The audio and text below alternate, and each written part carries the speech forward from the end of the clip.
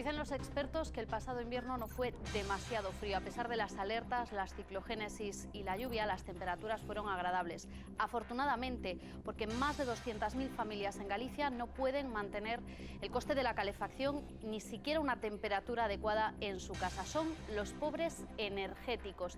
Y en todo el país, en toda España, hay más de 7 millones de ciudadanos que no pueden afrontar el pago de una factura de un artículo de primera necesidad que, como decimos, 7 millones de personas no se pueden permitir.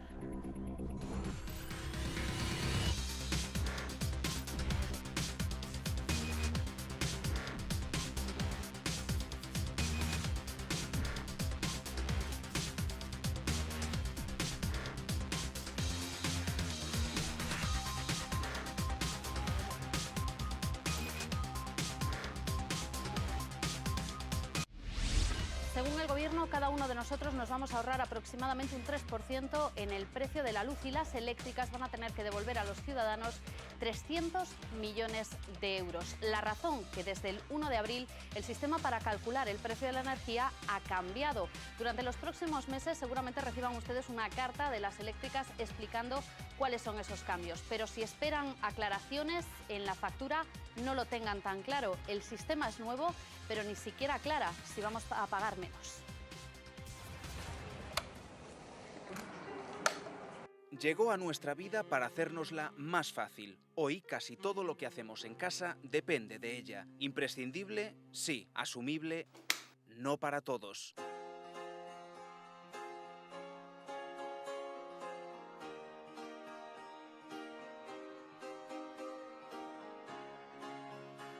En Galicia, cerca de medio millón de personas son pobres energéticos. ¿Qué significa eso? Pues que no pueden hacer frente ni a la factura de la luz, a la del gas, la calefacción o el agua. Muchísima gente con este problema de pago de suministro, de luz y de agua. Esos recibos suponen más del 10% de sus ingresos y 1 de cada 5 gallegos no han podido calentar su hogar a la temperatura mínima que establece la OMS, entre 18 y 20 grados durante los meses más fríos de este duro 2014. No me hables, que ahora mismo acabo de pagar la luz, pillada del todo. No hay calefacción. La bata y las zapatillas y la manta. Procuro gastar lo menos posible, pero se gasta, porque ha subido mucho. En total han sido más de 200.000 los hogares afectados. En el resto del país, 4 millones de españoles saben lo que es pasar frío y otras muchas más carencias dentro de su propia casa. Lo esencial se ha vuelto imposible. Lo sufren especialmente los niños. Aquí duerme mi hijo pequeño y aquí duerme el mayor. Tenían mucho frío y claro, pues los ves, te sientes impotente.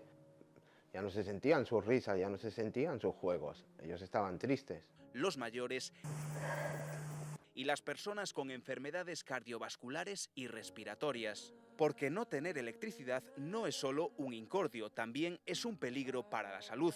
El promedio estimado de muertes prematuras asociadas a la pobreza energética en Galicia ronda las 600 personas, entre 2.300 y 9.300 en el resto del Estado, según la propia Comisión Europea. Que afecta a problemas respiratorios, que aumentan, según nuestro estudio de vulnerabilidad, sí que nos trasladan que esto está teniendo problemas en la salud. En otros casos, el riesgo aparece cuando intentamos buscar desesperadamente calor. Ha aumentado la venta de estufas de leña. ¿Por qué? Pues porque la gente va a buscar leña y es más barato, pero claro, con eso aumenta el riesgo de incendio. Muchas familias no pueden pagar la calefacción de corriente eléctrica. La situación es extrema. Izquierda Plural pidió hace unos días en el Congreso que no se cortara la luz durante los meses más fríos. Lo hacen ya otros países europeos, pero el PP dijo que no. El Partido Popular va a tener que decidir.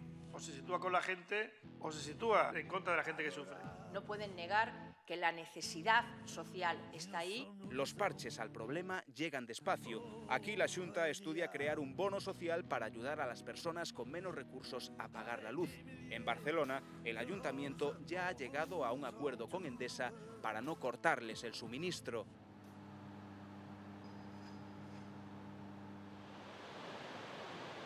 La electricidad se ha convertido en un bien de lujo en una comunidad productora y exportadora, pero también dependiente. A pesar de las centrales, de los avances, El sueño de la energía libre de Nikola Tesla parece cada vez más una utopía inalcanzable. No sabemos si es una utopía, lo que sí sabemos es que para muchos se ha convertido auténticamente en un lujo. Más de 200.000 familias aquí en nuestra comunidad autónoma no pueden afrontar una calefacción que mantenga la casa a una temperatura adecuada, es lo que se conoce como pobres energéticos. Y durante la primera parte de este programa vamos a hablar de lo que se ha convertido en un problema social muy grave. Y queremos tratarlo, queremos hablarlo con las 4 personas que nos acompañan esta noche. Son Iria Guete, coordinadora de EDICAE en Galicia. ¿Qué tal, Iria? Muy buenas noches. Muy buenas noches. Está también con nosotros José Luis Quintela, es director de Servicios Sociales, coordinador de Servicios Sociales en el Ayuntamiento de A Coruña. ¿Qué tal? Muy buenas noches. También está con nosotros Carmen Isasi, coordinadora de Inclusión Social y Empleo en Cruz Roja en Galicia. ¿Qué tal? Muy buenas noches. Buenas noches. Y está también con nosotros María José Grobas, que es una de las responsables de la cooperativa Nosa Enerxía, Sociedad de Cooperativa Galega. Vamos a hablar también de energía social en este caso. ¿Qué tal? Muy buenas noches. Buenas noches. Bueno, durante estos días y antes de meternos en datos fríos, se ha hablado mucho, se ha debatido mucho acerca de si hay pobreza infantil o no en Galicia. Y yo quiero trasladar la pregunta también a la pobreza energética. Así que voy a empezar con José Luis. ¿Hay pobreza energética en Galicia? Y en este caso en Coruña, ¿percibís que existen casos de gente que no puede asumir el pago de las facturas? Lo que es cierto es que en este momento, fruto de una coyuntura económica adversa, de la crisis económica, como le quieras llamar, hay más vulnerabilidad y la vulnerabilidad se manifiesta de todas las formas posibles y además suele hacer mella en principio en las personas que de partida son más vulnerables. Por ejemplo, pues las personas que están en una situación de vivienda precaria, o las personas que están en situación de exclusión social, las personas que están en situación de calle, todas aquellas personas, pero esto pasa aquí en África, en América y en todos los lugares. Siempre que hay una situación adversa, el que peor lleva, el que lleva la peor parte, el que peor puede afrontarlo, es el que está de partida siempre en peores condiciones. Entonces, pobreza energética, claro, hay pobreza energética igual que hay pobreza de otro tipo y evidentemente está en la labor de la administración y de la sociedad civil tratar de poner remedio a eso, por supuesto. Carmen, ¿lo percibís vosotros también desde Cruz Roja? Sí, nosotros lo percibimos y como decía José Luis, es un tema de pobreza en general, es decir, no puedes pagar los recibos de la luz porque no tienes ingresos en ese momento suficientes para afrontar gastos básicos desde alimentación, higiene, gastos escolares, incluidos ahí también los gastos de luz, agua y energía en general. En este caso estamos hablando de un tipo de pobreza que lo que supone es que se destinan aproximadamente el 10%, más del 10% a este tipo de facturas. Iria, desde ADICAE lleváis tiempo también una campaña precisamente para buscar un precio justo para la luz. Efectivamente, porque si el precio se está volviendo desorbitado para una familia media, para una familia con riesgo de exclusión o ya en el umbral de la pobreza, el precio está siendo altísimo y desde luego no entendemos como un bien de primera necesidad, porque estamos hablando de electricidad, que es un bien poco sustituible para encender la luz de la casa o para la calefacción o para cualquier tarea cotidiana. Puede tener un IVA, por ejemplo, de un 21%, que es de un artículo normal, debería tener un IVA reducido, por poner un ejemplo, de un 4%, como un bien de primera necesidad, que es lo que es. ¿Qué es lo que es? Yo no sé si, María José, uno de los objetivos de una cooperativa en este caso, aparte de funcionar como una comercializadora, luego lo explicaremos también, es conseguir de alguna manera que precisamente la luz, la energía, vuelva a convertirse en algo, no sabemos si como la utopía de Tesla, de una energía libre para todo el mundo, pero sí de alguna manera que no suponga este daño en el bolsillo. Exactamente, esa es una parte de lo que queremos conseguir en nuestra cooperativa. Sobre todo miramos la parte social y la parte ecológica, claro, porque nuestra cooperativa será una energía 100% renovable. Pero sí, con una cooperativa, todos los miembros de esa cooperativa van a salir beneficiados. ¿Van a pagar menos? Van a pagar igual o un poquito menos, pero tiene otras ventajas. Bueno, luego hablaremos de esas ventajas. Vamos a ir con el término, lo que decíamos, pobreza energética nos parece un término nuevo, pero en realidad, y luego explicaremos de dónde viene, en realidad se viene utilizando desde hace muchos años, aunque aquí no estamos tan acostumbrados. Vamos a conocer los datos. Mila Méndez, ¿qué tal? Muy buenas noches. Muy buenas noches, Antía. Datos que tienen que ver con pobreza energética. Pobreza energética. Probablemente a muchos de los que nos estén viendo ahora les extrañe este nuevo término al que acabamos de hacer mención, pobreza energética, pero no sus consecuencias, ser incapaces de pagar el recibo de la luz, el del gas o el del agua. Eso es ser un pobre energético, no poder encender la calefacción en invierno para ahorrar en el recibo o prescindir del agua caliente. Suena duro, pero más de 200.000 hogares están viviendo ahora mismo esta situación. Hablamos de más de medio millón de gallegos, 1 de cada 5 ha pasado frío este invierno, 7.400.000 españoles si echamos la vista a lo que ocurre fuera de nuestra comunidad. Todos han sido incapaces, por ejemplo, de mantener su vivienda a una temperatura saludable de entre 18 y 20 grados, como recomienda la OMS, durante los meses más fríos del invierno. Estas y otras muchas más carencias. Nuestro país, España, es el cuarto de la Unión Europea con más viviendas en esta situación. La cuestión es si debe sorprendernos esta alta cifra de pobres energéticos, pero solo tenemos que detenernos un momento y observar cómo ha decrecido la renta media de los españoles desde el inicio de la crisis, desde el 2007, y cómo al mismo tiempo ha crecido desproporcionadamente el coste de la factura de la luz, más de un 60%.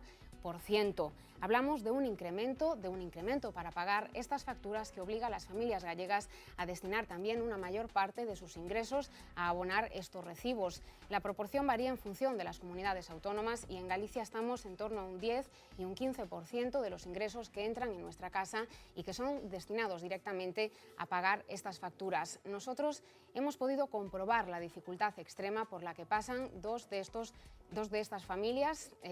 Con ellas les hemos puesto cara y nombre a lo que es ser un pobre energético.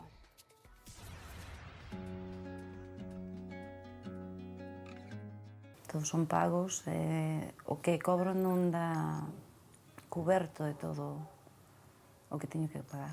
Mari Carmen y Elena no se conocen. Una vive en Vilagarcía de Arousa y la otra en Narón. Sin embargo, su situación no puede ser más parecida. Solteras o separadas, da igual, están solas y cada una con 3 hijos. El único ingreso que entra en sus casas es una subvención de 420 euros. Muy agobiada. Muy agobiada porque encima el empleo está como está y por desgracia no puedo estudiar y...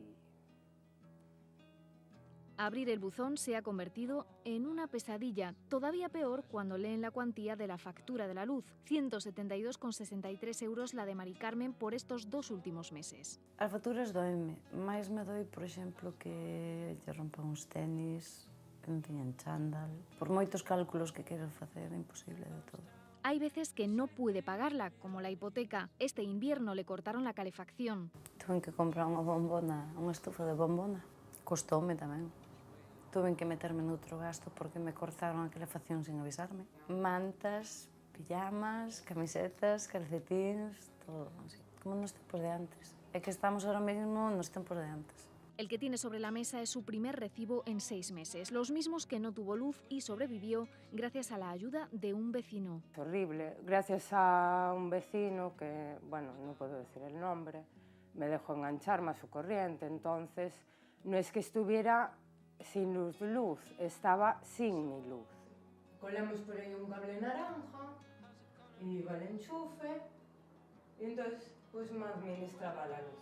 La casa se la entregó Vivenda es Solo, pero sin contador. Ahora se pregunta qué pagos primar. Yo ahora pago esta factura y me van a quedar 320 euros. Pero es que pagas el alquiler y el agua y te quedas con 200. Que no tengas que comprarle un libro a un niño. Amigos de Galicia, la Cruz Roja o Cáritas son el recurso que les queda a muchos cuando el Estado no responde. Pagamos facturas de agua, de luz, de alimentos, de viviendas. Si estamos hablando de una necesidad básica, porque es tan básica como puede ser el comer, debería de estar un poco más protegida la familia que no puede acceder a ella. Es que no es un vicio, o sea, no es, yo si tengo frío aún me puedo tapar con una manta, pero si necesito una máquina o gente que hace diálisis, no puedo prescindir de esa máquina. O sea, es que es durísima la situación. Hay que ir poco a poco, costa. No veo normal que pueda pagar yo lo mismo en kilovatio que, por ejemplo, una persona rica, cuando yo no tengo posibles. Pobres, ahora también energéticos, se preguntan si la luz debería costar lo mismo para todos. Que no me queda otra que cerrar los ojos y decir, tiene que ser. Para ellas es ya un lujo. Como María Carmen y Elena, muchos han tenido que elegir este invierno qué factura pagar, la de la luz o la del supermercado. La consecuencia, que los cortes del suministro eléctrico se han disparado. Si en el año 2006 apenas llegaban a los 600.000, en el 2012 superaron el 1.200.000 casos. Endesa e Iberdrola, las dos mayores eléctricas, han liderado este número de cortes forzosos, de apagones forzosos de la luz. Entre las dos llegaron al 1.112.000 casos. A estos hay que añadir el del resto de compañías y ya alcanzamos esta cifra de 1.400.000 cortes forzosos de la luz.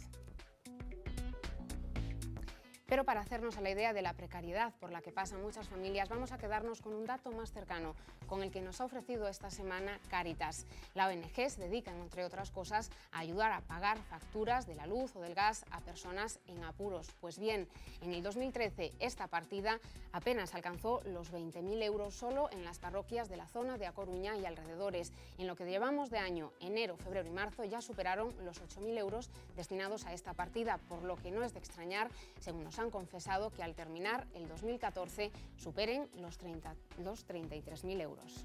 Una cifra bastante alta, y eso que hablamos de una extensión muy corta, muy en Coruña pequeña, y alrededores. claro, estamos hablando del área de Coruña y alrededores. Bueno, si los datos son duros, ponerles cara es bastante más duro. Carmen, ¿a cuánta gente como Elena, por ejemplo, que decía que no ve normal que ya tenga que pagar lo mismo por el kilovatio que una persona que tenga más posibilidades, atendéis? Pues mira, nosotros atendimos en el año 2013 en toda España 2.400.000 personas, de las cuales más del 62% están en situación de pobreza, lo que le llama pobreza extrema, que está estudiado el término que utiliza, que utiliza el INE. Esa es gente que gana menos de 408 euros al mes.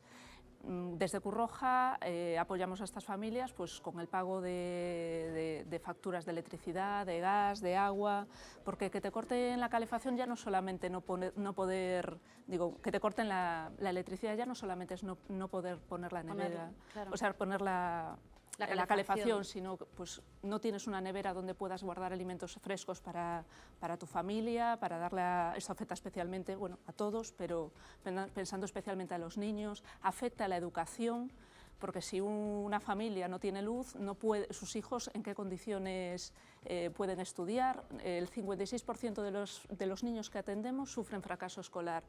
Hablamos de pobreza energética, pero todo está muy relacionado. Quiero decir que bueno, hablamos de un incremento además en el número de facturas que se van pagando y que esto también se nota durante los últimos años. Estamos hablando ya y vamos conociendo datos que nos dicen que de alguna manera estamos saliendo de la crisis, pero esto al final en el trabajo que vosotros hacéis no se refleja, todavía no. Todavía no. Nosotros hemos hecho un llamamiento que se llama Ahora más que nunca para atender estas necesidades precisamente crecientes que se están dando, porque de momento lo que nos tememos es que los colchones del entorno, la familia, que están parando hasta el momento, pues que muchas más familias pues soliciten ayuda de entidades como, bueno, de la administración, de entidades como Cruz Roja, Cáritas u otras, pues se están agotando. Los ahorros se agotan, las prestaciones de los parados de larga duración se terminan, las familias están apoyando. De las personas mayores de 80 años atendidas por Cruz Roja, hay un 27% de ellas que están apoyando a sus familiares para que puedan terminar el mes, para que puedan alimentarse en condiciones, para que puedan pagar pues, el alquiler o las facturas de electricidad y luz que estamos hablando.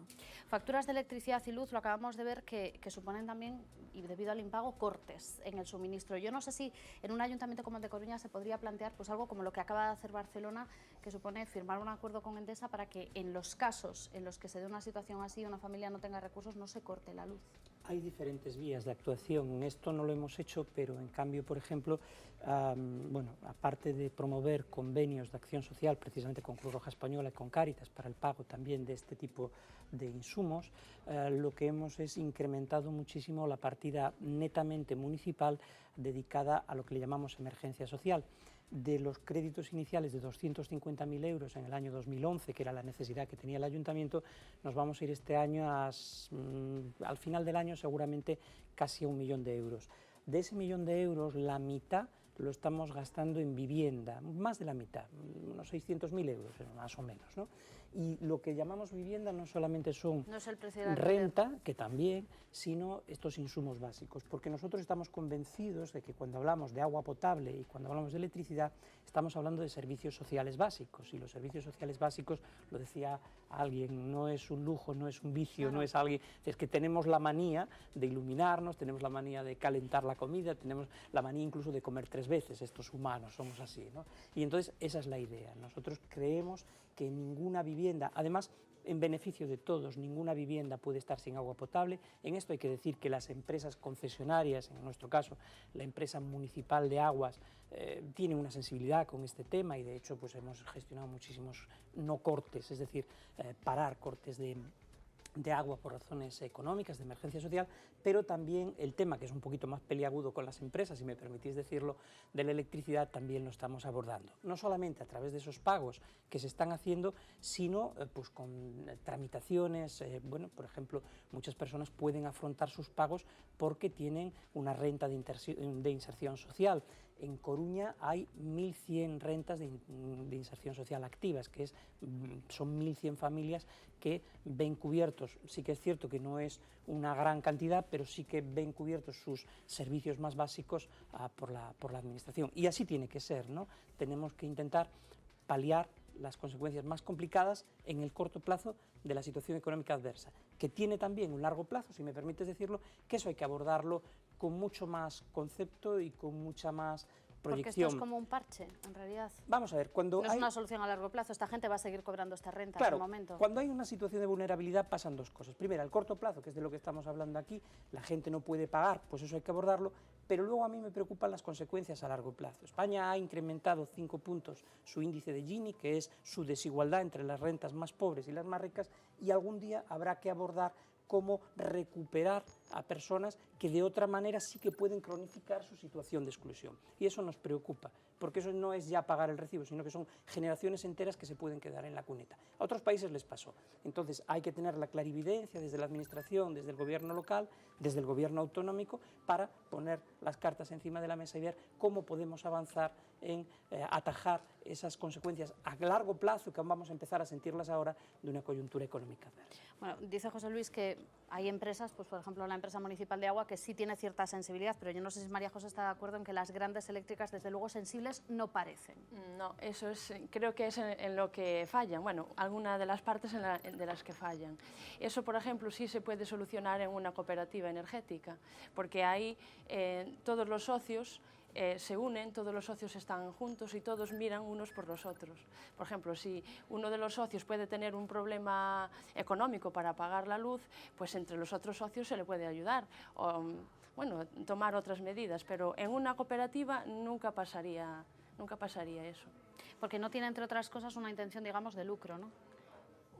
Bueno, con nuestra cooperativa claro. no tiene ánimo de lucro. Nuestra cooperativa lo único que quiere es nacer, que es en la fase en la que estamos ahora, y comercializar la energía y a largo plazo pues poder producir nosotros la energía para que el precio sea razonable para el consumidor. Somos muy laxos, o es muy laxo el gobierno y los propios consumidores a la hora de pedir responsabilidades a las grandes empresas energéticas. Bueno, yo creo que nos estamos concienciando y que nos estamos poniendo en el papel, en este caso como en otros que ya hicimos anteriormente. Nosotros venimos un poco de lo que es la defensa de los consumidores en el sector bancario.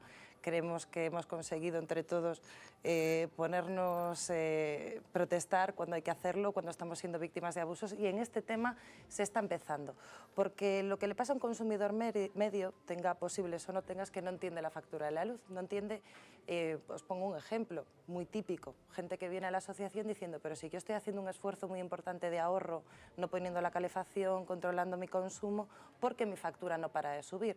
Claro, lo que no saben estas personas es que lo que está subiendo la factura de la luz es el término fijo de potencia, que es el fijo que se va a pagar sí o sí. Consumas lo que consumas. Claro, entonces, si no somos conscientes de eso, de lo que nos están haciendo es subir el término fijo de potencia con excusas muy banales, como por ejemplo, como dice el Ministerio de Industria, diciendo que es para penalizar a segundas viviendas. No, a quien se está penalizando es a todos y sobre todo a las personas que están en un riesgo de exclusión, claro, porque ni siquiera pueden mantener ese contrato activo consumiendo lo mínimo, no, porque hay un fijo que cada vez está subiendo más. No hace ni 2 meses subió un 18% de golpe, así que por mucho que cambie la tarifa y ahora se rebaje, hablan de un 3%, ya se ha subido un 18% en algo que además va en contra de la eficiencia energética. Estamos hablando de que tenemos que tener un uso responsable de la energía para cuidar nuestro medio ambiente, pero si lo que se sube es el término fijo, no vamos a conseguir eso.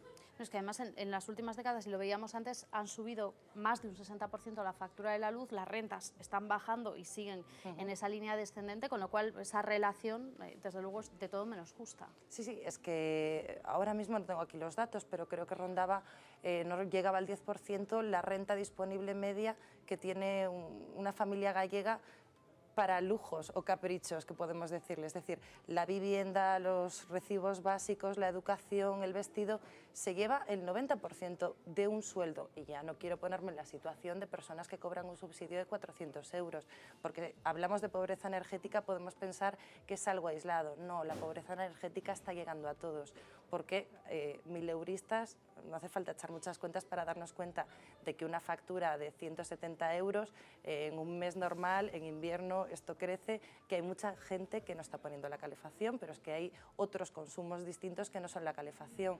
Y no solo podemos hablar de no cortar la luz en invierno, es que en verano la gente también cocina, también tiene que mantener alimentos. Y hay una cosa que escuchaba hace poco en los servicios sociales, que cada vez se está pidiendo más donaciones de alimentos que no necesiten ni frío ni cocinados. Esto no lo había oído, pero es curioso. Pero porque así no necesitan pasar por un proceso ni de nevera ni de cocina. Efectivamente, claro. Y es algo, la verdad, que es impresionante. Sí, nosotros también. Nosotros atendemos a familias que, bueno, por circunstancias, por no poder pagar el alquiler que estaban pagando, por no poder pagar las facturas, están buscando pisos más baratos, donde las condiciones pues, de habitabilidad pues, no son las más adecuadas, y en otros casos están yendo a compartir viviendas, en muchos casos alquilan una habitación donde no tienen ni derecho a cocina.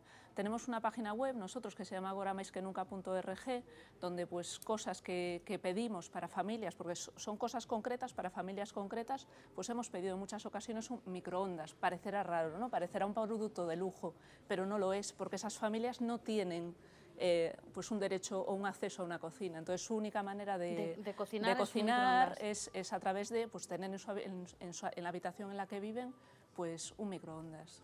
Y soluciones como un bono social. Decíamos que la Xunta está estudiando la posibilidad de poner en marcha un bono social, precisamente bueno, pendientes todavía de que el Gobierno central defina cuáles van a ser los parámetros que digan lo que es una persona que está en una situación vulnerable.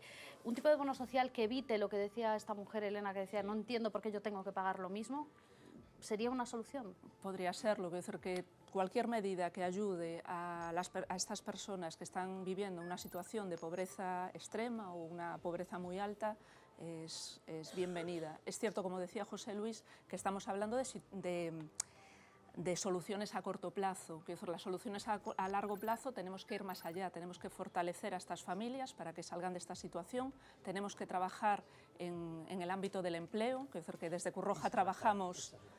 Trabajar en el empleo. En el empleo. El empleo es la estrategia fundamental para la inclusión social. Si tú tienes un empleo o sea, con unas condiciones mínimas, tú puedes pagar tus facturas, puedes pagar tus gastos. Nosotros trabajamos en el ámbito del empleo mediante itinerarios personalizados de inserción con los colectivos más vulnerables que tenemos, y el año pasado pues, se insertaron creo que 546 familias en Galicia, 546 familias, aunque solo tuvieran un contrato de 3 meses al salario mínimo interprofesional, estamos hablando de que ingresaron más de 1 millón de euros en ingresos esas familias. Es decir, que tenemos que pensar, o sea, las soluciones a corto plazo, que hablamos de pagar recibos, pagar facturas, que hacemos, pagar alimentos, hay que hacerlo, porque si no la gente no puede pensar más allá, no puede ponerse a pensar en formarse o en participar en una orientación para el empleo y que entidades intermedien con empresas con ellos, porque si no tienes para comer, si no puedes pagar la alimentación de tus hijos, no tienes la cabeza como para para estar pensando en otra cosa. Que además, perdona, es que esa es la clave, por eso yo decía a corto plazo y a largo plazo. Los servicios sociales, por bien que funcionasen, por bien que lo hiciesen todo, no están diseñados para atender a 40.000 desempleados. O sea, eso es inabordable. Hay una serie de estrategias con colectivos, digamos, muy clásicos de atención social. El empleo no es la solución para todo el mundo. Hay colectivos a los que hay que abordar con otros. Es decir, si tú tienes una persona encamada, una persona que necesita otro tipo de servicios, no, mire, tenga usted un trabajo, no, esto no lo arreglas. Si tienes una persona que no ha aprendido a leer y escribir y que tiene una situación de difícil empleabilidad e inserción laboral, tampoco le puedes decir. Así, claro. Hay unos colectivos muy clásicos que hay que abordar desde los servicios sociales, pero dicho esto, la mayoría de las personas, muchos de nosotros seguramente también, lo que necesitamos es un trabajo día a día para poder satisfacer nuestras propias necesidades. El drama de muchas personas que hoy acuden a los servicios sociales es que no tendrían por qué acudir, y hay muchas personas que llegan. Nosotros tenemos 42 trabajadoras sociales en activo, entre gente que está en primera línea y gente que está en gestión. Es la mayor cantidad de personal de este tipo que hay, profesionales de este tipo que hay en Galicia. Y a ellos les dicen, a ellas, sobre todo son mujeres, les dicen mucha gente, mire, yo es que vengo aquí, pero yo lo que necesito es trabajar. Y es verdad, con un empleo se solucionarían muchas cosas. A ver si estas cosas de la economía van mejor y hay más empleo. Sí, pero de todas formas, vamos a ver, en el cambio, que no sean solo parches, que sea una estrategia a largo plazo, entiendo, y me imagino que María José está de acuerdo, que lo que hace falta también es un cambio del propio modelo energético. Tiene que ser un cambio del propio modelo energético y que nos lo faciliten nuestro sistema también, porque a veces el sistema te pone las cosas muy complicadas. Por ejemplo, hace poquito salió el decreto este de las energías renovables, el peaje de respaldo, y pues la gente que antes tenía su luz gracias a sus placas, ahora tiene que pagar como si estuviera adquiriendo la energía de otro sitio. O sea, es que desde arriba, si no nos lo facilitan, no podemos hacer nada. Aquí tiene que ser una cooperación entre cooperativas y entre el sistema de arriba. O sea, nosotros tenemos que hacer fuerza a modo de cooperativa, pero también tienen que cambiar. O sea, hay que cambiar el modelo. Y buscar un tipo de modelo que, entre otras cuestiones, lo que haga sea también limitar de alguna manera. Iria decía antes que se ha conseguido frenar de alguna manera ciertas acciones, no vamos a decir todas, pero ciertas acciones de la gran banca, que pueda frenar determinadas cuestiones, como por ejemplo estos millones de cortes de energía. Las energías renovables en Galicia, bueno, yo no sé si lo sabéis, pero es que las están dando para abajo, o sea, no se están promocionando. Yo creo que el futuro está en las energías renovables porque no tienen costes. Es una energía renovable que sale de la naturaleza y que, gracias a Dios, la tenemos. En cambio, las energías fósiles, esas se acaban. O sea, no deberíamos recurrir a ellas, deberíamos recurrir a las energías renovables. Así, el precio que vamos a pagar sería más bajo porque ya no tiene tanto coste y lo que hablamos de la eficiencia energética, que también es lo más importante. Tú vas a consumir justo lo que vas a gastar, lo vas a consumir de una energía renovable y el gasto es mínimo.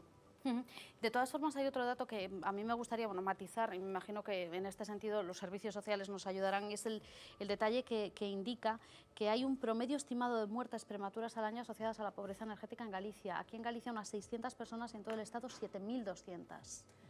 Bueno, nuestro Departamento de Salud lo que nos dice es que la pobreza energética afecta a la salud porque vivir con frío y con humedad en la vivienda causa bronquitis, asma y creo que si no recuerdo mal, no recuerdo el dato, pero provoca un porcentaje importante de muertes en personas mayores de 60 años. Y es que de hecho, además hay otro dato que dice que el 33% de las personas mayores están en esta situación, situación de pobreza energética, son otro de los grupos vulnerables. Sí, yo no me atrevo a asegurar ninguna cifra porque no las conozco realmente, pero sí que es cierto que así como ser mujer es un factor de riesgo para ser pobre a nivel mundial, ser mayor también lo es. Cuando digo ser mayor me refiero a estar fuera incluso de los circuitos laborales, de trabajo, es decir, pues vivir con tu pensión, ¿no? Que normalmente es bastante más baja que una remuneración por empleo. Desde luego la vulnerabilidad siempre afecta al más débil. Si por tener una edad, pues tienes una salud más delicada y tienes menos ingresos, puedes ser más vulnerable, claro que sí. Esto se nota también en las quejas que se reciben, en las consultas que se reciben. Antes hablabas de la gente que pregunta por las facturas, me imagino que aquí hay mucha gente mayor. Sí, es que uno de los problemas principales que hay con la factura de la luz es el desconocimiento y el no entenderla.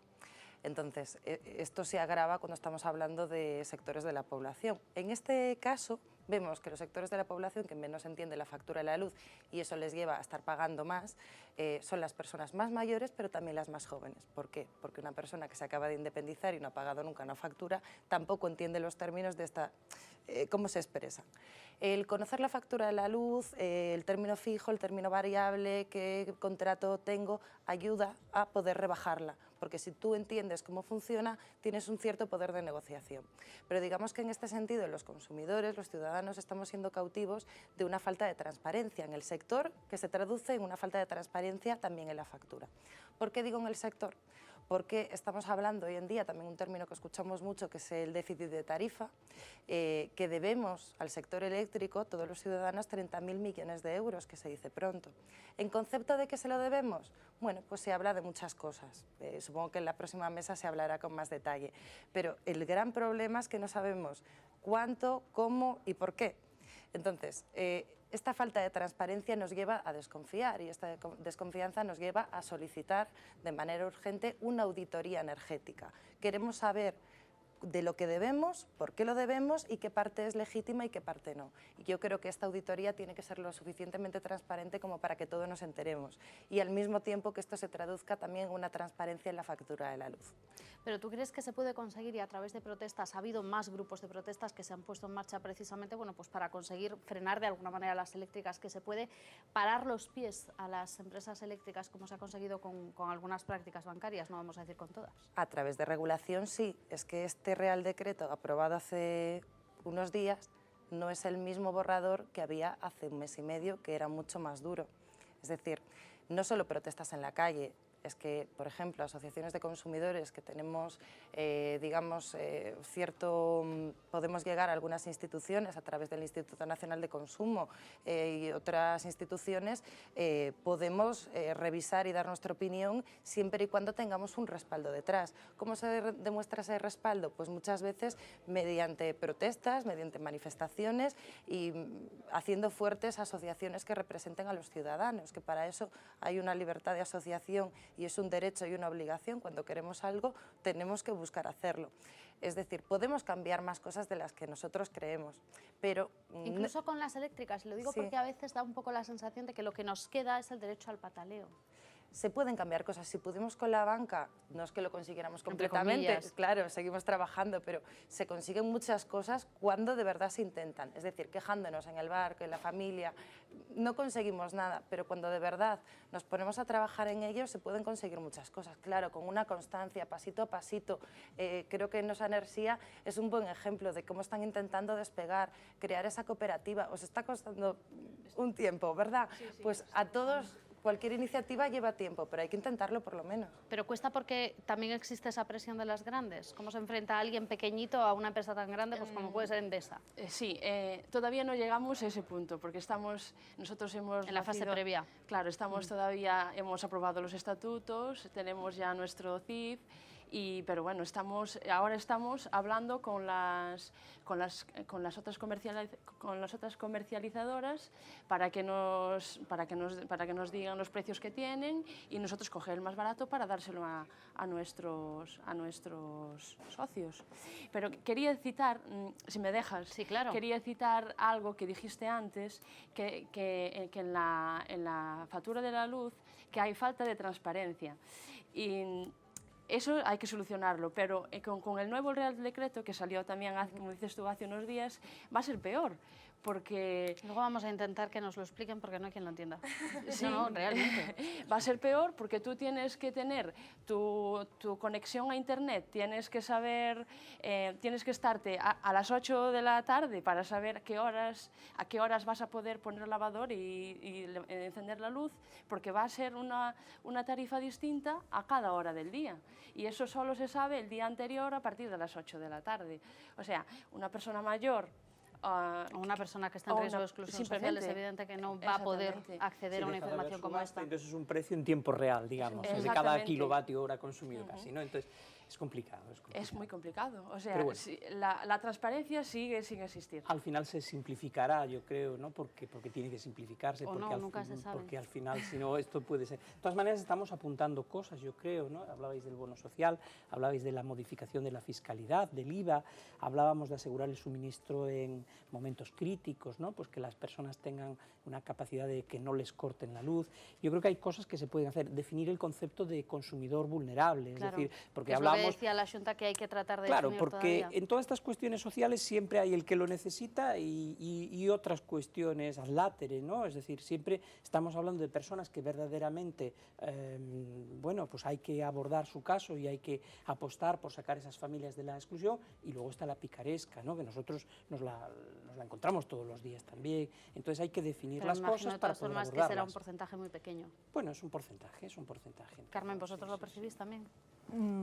Siempre hay alguna persona, pero bueno, la mayoría de las personas que solicitan ayuda, ya solamente tener el hecho de venir a una entidad a solicitarla es algo que porque realmente en general lo necesitan. Eso no quiere decir, yo creo que a lo mejor lo que se refiere José Luis es que van picando de una a otra, pero es cierto que también, bueno, se están buscando la vida. Quiero decir que... Claro, yo creo que hay que definir cuál es el problema, cuál es la situación que queremos atajar, cuáles son los instrumentos que podemos poner en un esquema de partenariado entre la sociedad civil y la administración, las administraciones, y a partir de ahí pues buscar estrategias, ¿no? Y no mirar para otro lado, sobre todo definir qué queremos hacer, por qué y cómo lo vamos a hacer. Yo creo que ese es el manual básico para solucionar cualquier problema, ¿no? Yo no sé si vosotros entendéis que se podría hacer en Galicia una cosa parecida a la que ha hecho Andalucía, que es asegurar un mínimo de suministro de luz y de agua para aquellos hogares en los que solo se perciba un salario social. En el caso de Andalucía son más de 47.000 y también para quienes ni siquiera perciban eso. ¿Sería una solución más que un parche? Sí, sería una solución pues más a largo plazo que el simple pago de facturas que estamos abordando las entidades sociales, la administración, sería algo más. Es que somos conscientes de que solos no podemos terminar con la crisis. Quiero decir que tenemos que trabajar todos juntos. Quiero decir, pues ahora viendo a Iria de ADICAE, pues nosotros trabajamos con las familias para que entiendan la factura de la luz, pero a lo mejor ADICAE puede colaborar con nosotros para formar a nuestros voluntarios para que lo puedan explicar todavía mejor. Quiero decir que con el ayuntamiento, ya en el caso de Coruña, ya colaboramos codo con codo. Y también tener información de las cooperativas, porque nosotros hacemos mucha orientación con las personas. Les damos información y les orientamos para que ellos tomen las decisiones que tengan que tomar para pues, reducir sus gastos mientras no puedan ampliar sus ingresos. Sí. No, es que iba a preguntar, porque lo estamos planteando en positivo, pero es que a mí hay un dato que realmente me llama mucho la atención. En Cruz Roja y solo en A Coruña hay más de 350 familias aproximadamente en una situación como esta, digamos, de no poder abonar una factura, y esto supone un incremento, y corrígeme si me equivoco, de un 40%, más que hace un año. Pues sí, supongo que esto lo hablaste ayer con Pilar. Sí. Sí, nosotros hemos notado que la demanda ha crecido. Quiero decir que en España, yo creo que del año pasado a este hemos atendido a 300.000 personas más de un año para otro, o sea, es mucha gente. Sí, hablabas tú antes que los sistemas buffer, que se llaman los colchones, ¿no?, de la red familiar, los amigos, tal, pues se han ido agotando. Claro. Entonces, claro, pero esto es una cosa que pasa en cualquier situación de este tipo. Al principio, pues todos incluso tenemos, o algunas personas, algunos ahorros de los que echan mano, pero cuando la situación de desempleo persiste, eso va a peor, ¿no? Es evidente que ha ido a peor, y es evidente que, diferente a la curva de posible recuperación económica que haya en cualquier momento, va a ir la curva de posible recuperación social. Tienen momentos diferentes, es decir, en el momento en que las cosas empiecen a funcionar mejor, si funcionan algún día, no significa que paralelamente en el mismo momento las familias lo vayan a notar, ni mucho menos, porque nunca ha sido así, ¿no? Iria decía que más allá de las personas que estén en riesgo de exclusión social, hay otros muchos sectores, lo que antes se conocía como clase media, que cada vez hay menos y es menos media, también lo están notando, precisamente por esa bajada de la renta y esa subida de la factura. Es que esto de que se están acabando los colchones familiares es muy importante para muchas facetas de la vida. Nosotros notamos que se está doblando el número de personas que vienen a la asociación pidiendo asesoramiento porque no pueden pagar la hipoteca y tienen la ejecución hipotecaria y el desahucio aquí. Cuando esta situación se da, ya también es que no pueden pagar las facturas, que cada vez cuesta más ir al supermercado y que hay que buscar una salida. ¿Por qué se ha doblado de un año para otro? Porque el paro de larga duración persiste, las ayudas se agotan y la ayuda familiar también, porque antes pues, un padre, una madre podía echar una mano, pero llega un momento que hay más hijos en paro, que se acaban los ahorros y que llega un momento que ya no se da para más. Entonces, yo creo que el trabajo tiene que ser transversal, lo estamos viendo aquí, hay que plantearlo también en positivo. Nosotros queremos poner en marcha una mesa social por una electricidad justa, la vamos a celebrar el próximo viernes, están invitados todos los que están aquí, más otros movimientos sociales, asociaciones, porque digamos que el trabajo tiene que ser en muchos frentes, hablando de autoconsumo, hablando de conocer la factura de la luz, de formación a los consumidores, hablando de cómo poder pelear para que la legislación cambie y sea más amable, para que de una vez por todas sepamos qué personas están en el umbral de exclusión y se le puede aplicar este bono social. Se habla en este Real Decreto de un descuento de un 25%, pero ¿a quién? ¿Cómo? ¿Cómo se va a articular? ¿Quién lo va a gestionar? Digamos que necesitamos respuestas ya, porque hay demasiadas preguntas y pocas respuestas. Hay un tema subyacente de modelo laboral en lo que dices que también hay que abordar, es decir, en Alemania les está pasando que tener trabajo y ser pobre ya no son incompatibles. ¿Ese es el tipo de sociedad que queremos, donde trabajar por lo justo? Entonces no va a haber recuperación económica nunca, porque la gente solamente va a tener para pagar los suministros básicos. ¿Qué tipo de modelo queremos? ¿Qué tipo de sociedad queremos? Esa es la gran clave. No podemos jugar a ser China, porque ese estándar ya lo hemos pasado hace mucho tiempo y no vamos a fabricar por 100 euros, zapatos a 2 euros, pero tampoco podemos comprar los zapatos a 2 euros porque entonces cronificaremos ese tipo de situación. Es una pescadilla que se muerde la cola verdaderamente que trasciende nuestras... es complejo, ¿no? Es complejo. Uniéndolo con lo que dice José Luis, decíamos que del 44% de personas de Cruz Roja, atendidas por Cruz Roja que están trabajando, de ese 44%, cerca del 80% son trabajadores pobres. Fíjate. Porque están hablando, porque estamos hablando pues, de personas que tienen empleo pues, a tiempo parcial, estamos hablando de que atendemos a muchas mujeres, como decía José Luis antes, la pobreza es uno de los... Se ceba mucho las mujeres. Es femenina, quiero decir que claramente, y mucho trabajo por horas, quiero decir que... O trabajo muy temporal. En el año a lo mejor trabajan 3 meses y les cuesta otro año más volver a engancharse. Y hay que ver qué factores se utilizan para marcar el umbral por el que se puede acceder al bono social, porque hasta ahora, en el momento que uno tenía empleo y no se miraba si el empleo era de 3 horas y la remuneración era de 100 euros, de 200, de 400, de 500, uno perdía el derecho al bono social.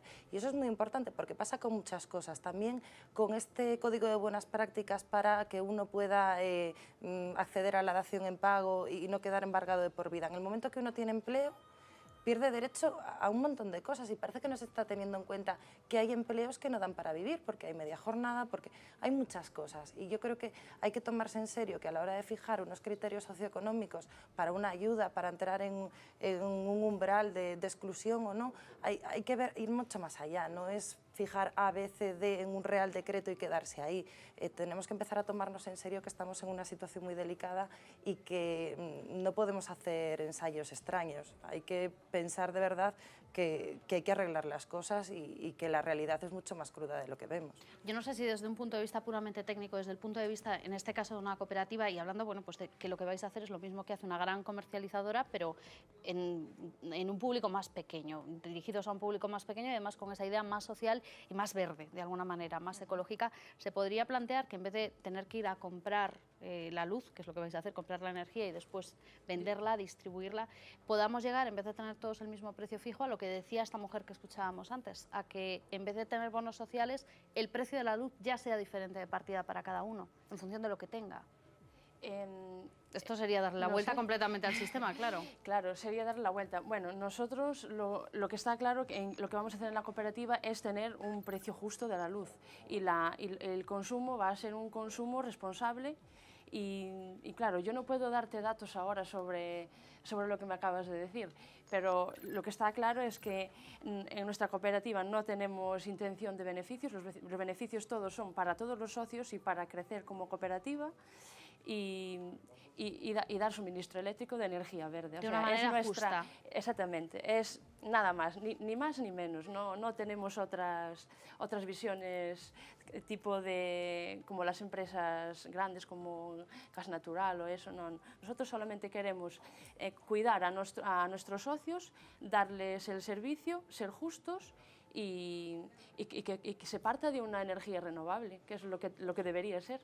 Bueno, decíamos que el término pobreza energética lo estamos utilizando mucho ahora, pero en realidad no es nada nuevo, es un término que los ingleses vienen utilizando desde hace tiempo, así que como nos gusta ponerle diccionario todas las noches, todos los viernes aquí en La Otra Vía, vamos a tratar de saber de dónde viene esto de pobreza energética.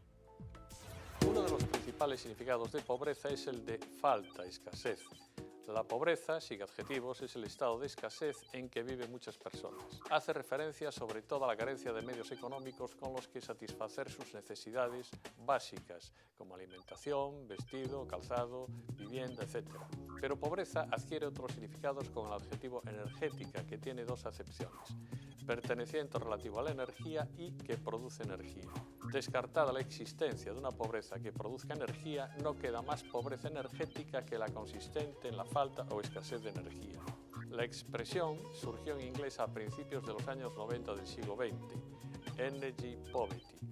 Sus creadores encontraron ya entonces dos formas de hacerse patente el mismo problema. La primera, la situación de una familia que con sus ingresos no puede acceder a la cantidad de energía suficiente para atender sus necesidades, principalmente cocina, agua caliente y calefacción.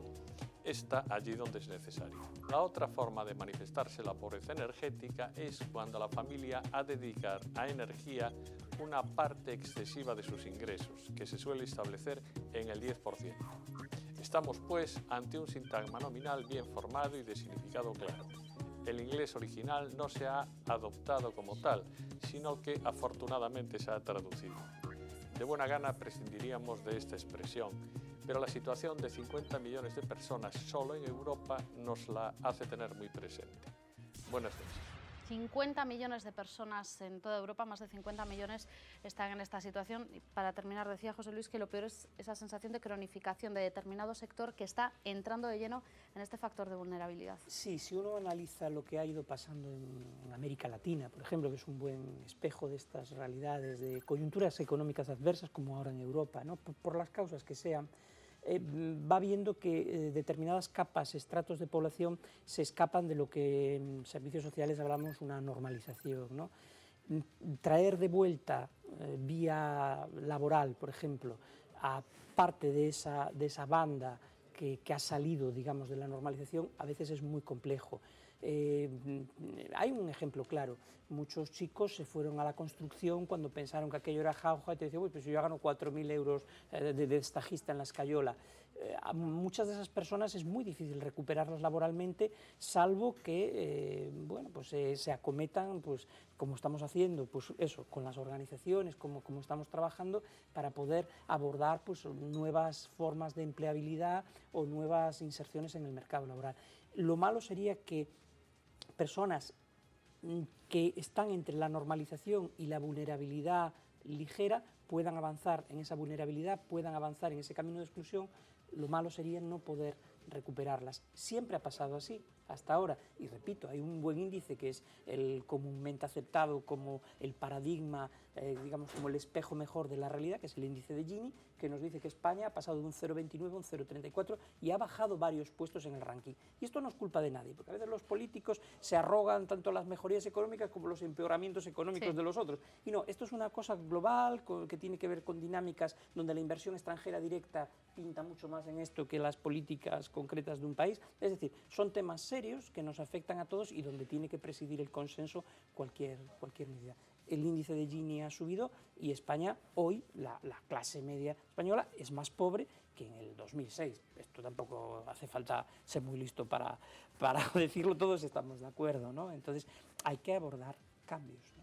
Bueno, cambios que ha abordado el Gobierno en ese Real Decreto del que hablaba antes Siria. Vamos a ver cómo los ha abordado, eso es lo que vamos a tratar en nuestra segunda mesa después de una pequeña pausa. Quiero agradeceros a los cuatro que hayáis estado con nosotros, ayudándonos a tratar de entender cómo abordar un problema que, como decíais, no es solo un problema ni personal, ni individual, ni de cada una de las familias, sino que hay que tratarlo y solucionarlo en varias líneas. Vamos a hacer un pequeño alto y vamos a ver si nuestros expertos después nos ayudan a entender qué es lo que pasa con ese nuevo Real Decreto, cómo vamos a pagar la luz y, sobre todo, si, como dice el Gobierno, vamos a pagar menos y si nos van a devolver las eléctricas 300 millones de euros y cómo lo van a hacer.